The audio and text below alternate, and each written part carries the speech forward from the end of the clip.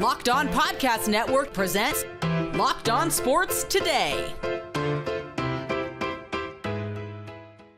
The NLCS shifted to Queens with the Dodgers and Mets looking for any advantage. Also, the Browns made the right call in trading Amari Cooper, and firing Mike McCarthy is not the silver bullet most think. I'm Peter Bukowski, starting your day with the can't-miss stories and biggest debates in sports. You're Locked On Sports Today. Searching all major sports. Found. Let's start with the biggest story. The LA Dodgers went back to Queens with the series tied 1-1. They retook home field advantage on Wednesday night, an 8-0 romp. Vince Samperio from Locked On Dodgers joins me now. And Vince, we've had 3 games in this series. None of them have been particularly close. Why? Yeah, I think the 2 Dodger games are because the Dodgers are the better team. And I think the second game kind of got away from them there in the middle of the game. But I mean, the Dodgers offense hasn't been great, but they've been able to put up runs here and there. I think the stat they said was 10 for 33 were runners in scoring position. And I think the Mets are 4 for 19 or something like that. So, I mean, that's the difference in the series right there right now. This has been 2 outstanding pitching performances from the Dodgers in this game, in this series, excuse me. When we talked to your co-host, Jeff Snyder, after game 1, he mentioned the matchup. This was Walker Buehler giving up just 3 hits in 4 innings. In another universe, in another era, he might have gotten 5 or 6 innings in this one. That's not the era that we're in. And if you're a Mets fan, you're saying, why didn't they let Luis Severino go a little bit deeper into this game? Why did this one work out for the Dodgers? Yeah, it worked out, obviously, for not allowing runs. But I think with Buehler, it was a different Buehler we've seen. We've seen him pitch against the Padres his last 2 times out, regular season and postseason. And he was not walking guys. He was attacking hitters, but he didn't really have any strikeout stuff. A lot of the base hits he was giving up or contact he was giving up was with 2 strikes.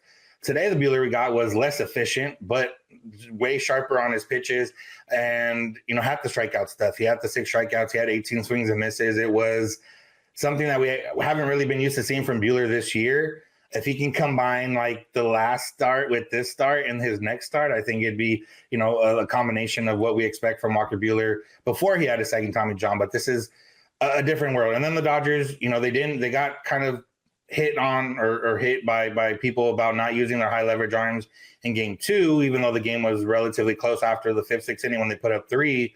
But this might have been a reason why they got to use all their high leverage arms here. They got the last 5 innings done. And, now they move on to tomorrow with Yoshinobu Yamamoto going to be on the mound. How can they find more consistency within this offense right now? They've done a great job not chasing pitches. That was a talking point in this game. They were really patient in this game. Is that the key here moving forward? Yeah, I think they mentioned before in the past, Dave Roberts talked about in the past few postseasons how they were thinking too much, maybe a little bit, and kind of losing it on the fastball. And I think that's still kind of the case here. Severino is throwing a lot of fastballs that, some of them didn't have a crazy movement and they were just missing, but they did enough. And, obviously the Mets defense helped out a little bit. Severino helped out a little bit in that regard as well. So it worked out for them. I think one way to find more consistency is to get runners on base for Shohei Ohtani.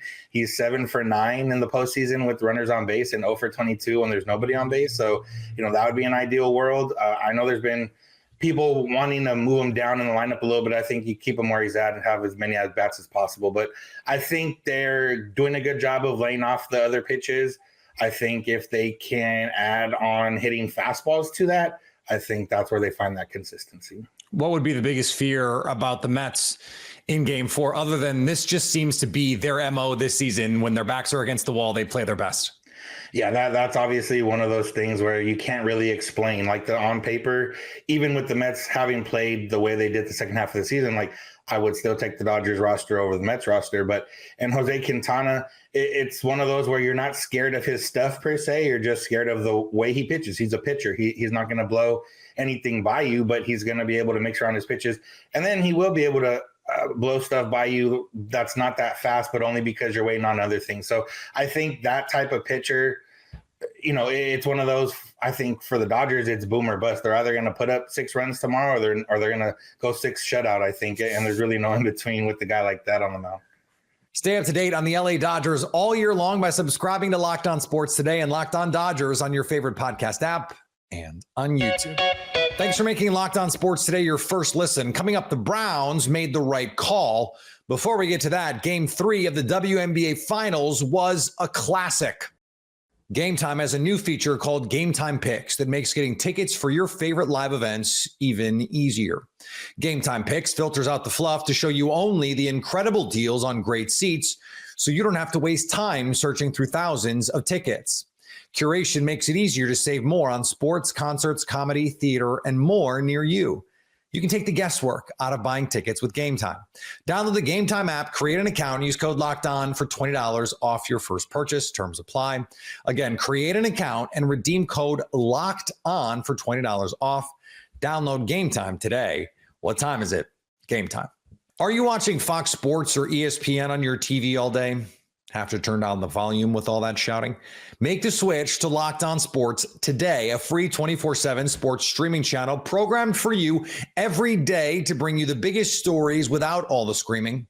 Locked On Sports Today brings you can't-miss analysis, opinions, and news streaming 24/7 on YouTube or the free Amazon Fire TV channels app, part of the Locked On Podcast Network. Your team every day.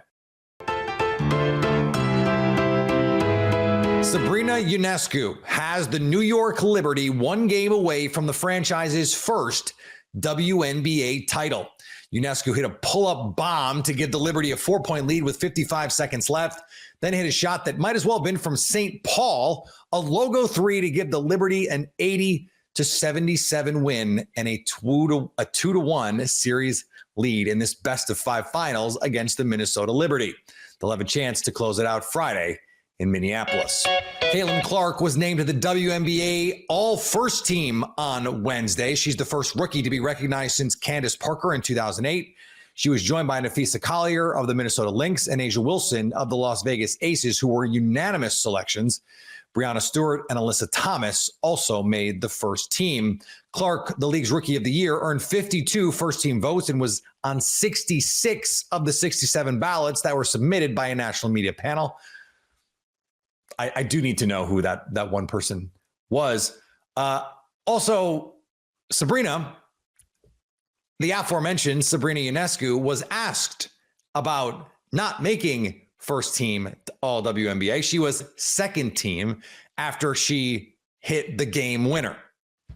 Are you sure you're not pissed about not being named first team All WNBA? Because you sure played in the last minute like you were trying to prove a point. That was just a great All WNBA second team performance. That's it. The New Orleans Saints are hurting. The New Orleans Saints currently without their starting quarterback, potentially going to be without both of their starting wide receivers, are expected to be without their starting center and starting right guard. And of course, two of the guys that are most important to their team and their success on the offensive side, Taysom Hill and Alvin Kamara, are each battling a litany of injuries themselves as well. So it's a beat up offense for the New Orleans Saints. I'm not saying that to make an excuse for New Orleans. They got to go out there. They got to play. They got to win. They got to do all that. It doesn't matter that they're hurt, right? Like that's just part of the NFL. You still got to go out there on Thursday. You still got to go out there and play. The Denver Broncos will probably be without Patrick Surtain over on the defensive side, and they just kind of have to deal with that, right? Like there's no concessions made for any of those things. But I highlight that because the Saints are going to be weaker on offense than they have been on offense from a health standpoint. And so that's going to have an impact. And that does make this challenge even more challenging going up against the Denver Broncos defense. And then for Spencer Rattler, it becomes even more challenging as well as the rookie gets his second start. And Mike Tomlin is still non-committal about his starting quarterback this Sunday. Like I said last week, we were scheduled for Russ to work in totality. He did that. Over the course of the week, I got comfortable with his ability to display his health. Now it's about, knocking the rust off. He did some of that last week. He is in consideration this week. We'll see where that leads us, man. Both guys at the quarterback position are scheduled to work tomorrow, and we'll just walk it day by day. all geared toward putting ourselves in best position to win the football game. The Cleveland Browns waved the white flag with their trade of Amari Cooper. Locked on Browns host Jeff Lloyd explains why it was the right move. I'd spoken now probably for weeks. The Browns with Amari Cooper, and it was obviously flat out on the table. There was no way around it. There was no denying it. There was no hiding it. Whenever the Browns season ended in Cleveland in 2024 is also when Amari Cooper's tenure with the Cleveland Browns was going to end. Now, Amari Cooper was getting a boatload of targets, was getting the most targets. Some of that certainly had to do with David Njoku being sidelined, throwing more because you're losing, not having the threat of a running game in Nick Chubb. All of those things certainly factored into it. But that would have been fine and dandy if the Cleveland Browns were winning. The Browns have not been winning. Amari Cooper has dropped a lot of passes. So the Browns, who behind Amari Cooper have Jerry Jeudy here, they've already heavily invested in. Now they need to have an answer on Jerry Jeudy by the time this season ends. Do they think he's a wide receiver one? Probably not. Are they confident he can be a wide receiver two? Well, they damn well sure be, because they're paying him like a wide receiver two. They don't know what they have in Cedric Tillman. He hasn't gotten any opportunities this year. Elijah Moore is in a contract year. He's not getting much love in this offense right now. So there's no way for him to figure out what his market is going to be worth, whether it is to the Browns or whether it would be on the open market, because he's not getting very many targets. David Bell was a player we thought we were going to see more of. Unfortunately, David, a very heinous injury, and his season ended early. Jamari Thrash, 5th-round pick in this past draft, has not played at all yet in 2024. So the Browns, knowing they were going to move on from Amari Cooper after the season, had decisions to make and needed to see these younger guys play. That wasn't happening.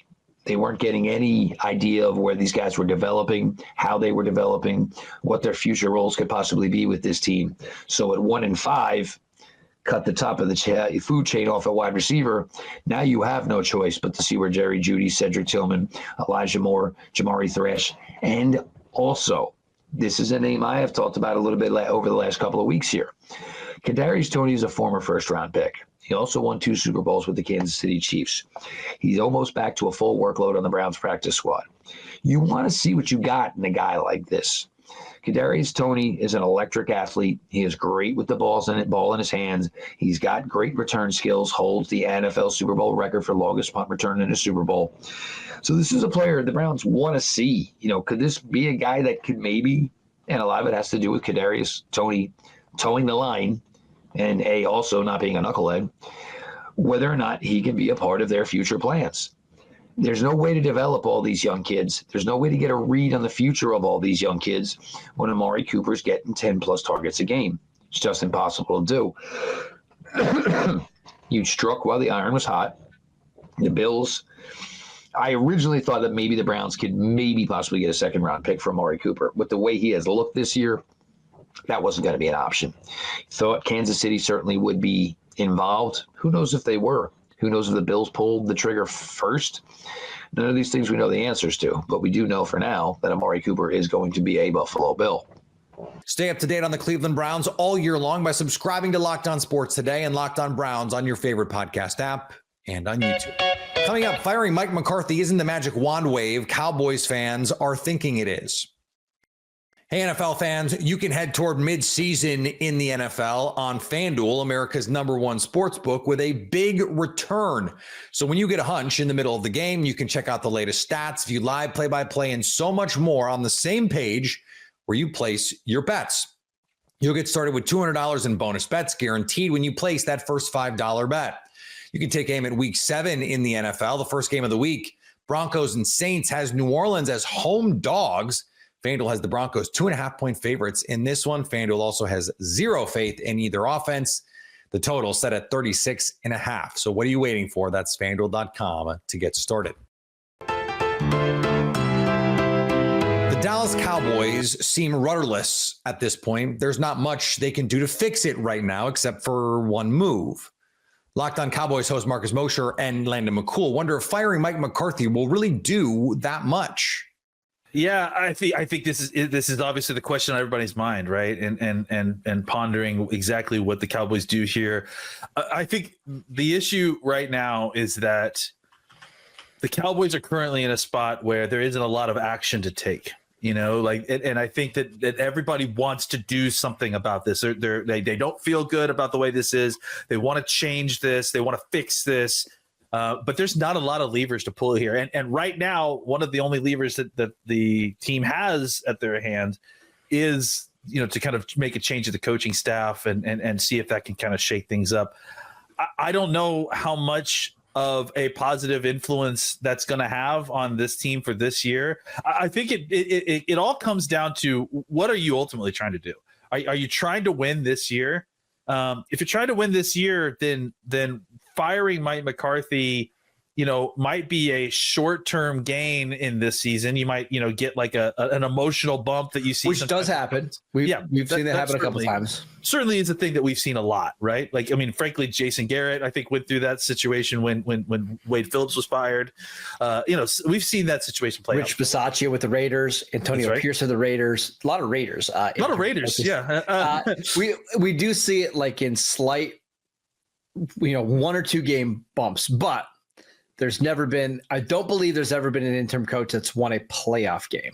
Yeah. And that's the issue, right? Is that even in the kind of short-term, long-term thinking, like it's not ultimately a play that is going to, increase your chances of actually getting to and advancing in the playoffs. Like it may help you win a couple more ball games than if you kind of carried on your current trajectory, but it's a gamble, right? If you don't fire him, maybe the team kind of figures it out in the bye week. Maybe there's somehow it replicates what we saw a little bit of last year, where the bye week is exactly what they needed. They kind of figure things out on offense. They reel off a couple of unexpected wins, and then suddenly, we know how the ball bounces sometimes. Maybe they end up in the playoffs. What this season has revealed is this Cowboys team just isn't that talented. And we kind of knew that. We kind of knew that last year. That's why Dan Quinn got a head coaching job. And the offense shined with Mike McCarthy calling the plays. Dak Prescott played awesome. The offensive line played well. CeeDee Lamb had a breakout season. But when all those pieces aren't perfect, and we saw this at the end in Green Bay, trust me, I was there, I watched it, it fractures. It falls apart. It can't stand under the weight of what it's asking its best players to do. And we start to see, the offensive line is actually a major problem this year. Not having a secondary receiver outside of CeeDee Lamb then is magnified. Dak not quite playing at the level he did a year ago. Well, that becomes a force multiplier in a bad sort of way. And on defense, you lose Micah Parsons, you lose DeMarcus Lawrence. All of a sudden you can't rush the passer. That hurts your coverage group, which isn't actually all that great. The spine of your defense still is a problem. This is at best a soft reset season. I can't lay this at the feet of Mike McCarthy. The roster's not that good. What is firing the coach going to do? I think, frankly, that's why Jerry Jones hasn't done it. And finally, Bulls guard Lonzo Ball said he is full of joy to be preparing for his first NBA game in more than 2 years, but he's keeping perspective about what he can do. It's not the same body I started with, Ball said after Wednesday's shoot-around, but I think I can still be productive and effective on the court. That's why I'm still trying to play. He last played in a game for Chicago on January 14th, 2022. Since then, he's undergone 3 arthroscopic procedures on his left knee, including a rare double cartilage transplant in March of 2023. It is amazing. He has been through all of that and is still fighting to get back on the court. I can't wait to watch him play. If you're catching this episode after hearing your favorite Locked On show, make sure to subscribe to Locked On Sports Today on YouTube or wherever you get your podcasts so you never miss an episode. Also, if you're a new subscriber to Locked On Sports Today, we're here for you with the biggest stories in sports every day.